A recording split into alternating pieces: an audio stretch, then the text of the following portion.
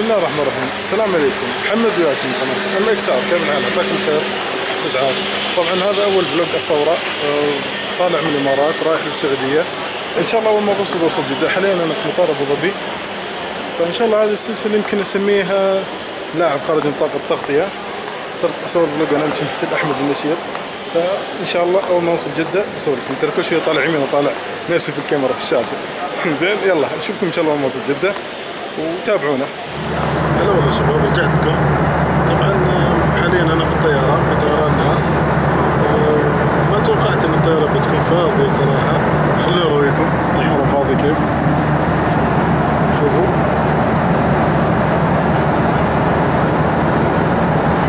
صراحه ما توقعت ان الطياره بتكون فاضيه كذي.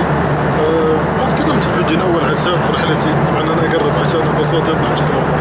ما تكلمت في الفيديو الاول صورته في المطار عن سبب الرحله. سبب الرحله وغرض شخصي صراحه شوي خاص. ف حاط في بالي نيه ان شاء الله اول ما اوصل جده. طبعا الحين بوصل جده باذن الله، بعدها بروح المدينه، لازم اروح المدينه وان شاء الله اسوي عمره ان شاء الله.